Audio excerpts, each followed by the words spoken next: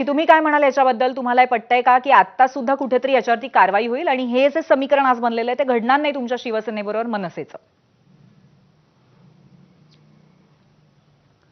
आनंद दुबेचं भाषण ऐकून मला खरं थोडं आश्चर्य वाटलं. त्यांच्यासोबत मनसेने महानगरपालिकेच्या निवडणुका लढल्या. तुम्ही मनसेच्या निवडून आलेल्या उमेदवाराला घोडे म्हणता? विकाऊ घोडे म्हणता? मी खासदार श्रीकांत शिंदे आणि राजू पाटील यांचं अभिनंदन करेन की त्यांनी सकारात्मक निर्णय घेतलेला आहे आणि जेवढं मी राजू पाटलाला ओळखतो त्यांनी माननीय राजसाहेबांची परवानगी घेतल्यावरच हे पाऊल उचललं असेल. राजसाहेबाला न विचारता राजू पाटील असं काहीही करणार नाही. राजू पाटलाचं हे वक्तव्य खरं आहे की निवडून आलेल्या उमेदवाराच्या वॉर्डमध्ये जर कामं व्हायची असतील तर तुम्हाला सत्तेशी सौहार्दपूर्ण संबंध ठेवले पाहिजेत.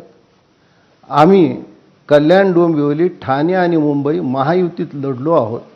महायुतीचे दोन्हीही ज्येष्ठ नेते जो निर्णय घेतील तो निर्णय सगळ्याला मान्य असेल. मनसे आमच्यासोबत आली, आनंदाची गोष्ट आहे. अहो आनंद दुबेजी, कल्याण डोंबिवलीत 4 नगरसेवक तुमचे गायब आहेत, मुंबईत एक गायब आहे. त्यांना अगोदर पक्षातून काढा आणि मग राजसाहेबांना सल्ला द्या की त्यांना पक्षातून काढायचं नाही काढायचं. बरं अगदी अगदी थोडक्यात बोला आनंदजी, कारण आपल्याला ब्रेक घ्यायचा आहे. पुन्हा पण येणार आहोत. बोला. आदरणीय महाजन साहेब, तुम्ही खूप खरं सांगतो. हे आमचे 4 नगरसेवक गायब आहेत, हे काय राजी खुशी गायब आहेत का? म्हणजे त्यांना फिरायची खूप पिकनिक मध्ये गेले आहेत का कुठं? अशी परिस्थिती निर्माण करत आहे महायुतीचे लोक. असे पैसे देऊन असे भ्रष्टाचार करून लोकांना फोडत आहे. तर लोक काय करणार?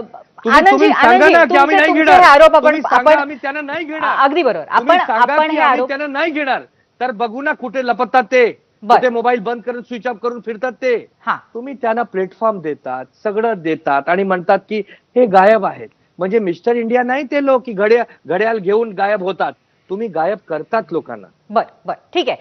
अजितजींना काहीतरी बोलायचं, एक अगदी थोडक्यामध्ये तुमची कमेंट घेऊया. तुम्ही मोगॅम्बो आहात ना, तुम्ही मोगॅम्बो आहात. तुम्ही तुमच्याच उमेदवाराविषयी कारवाई करताल. तुम्ही मोगॅम्बो आहात. ते मिस्टर इंडिया आहेत का नाही हा वेगळा विषय. बर नक्की. प्रकाशजी येते तुमच्याकडे. अजितजी बोला. मी अत्यंत शांतपणे आनंद दुबेंचं ऐकत होतो.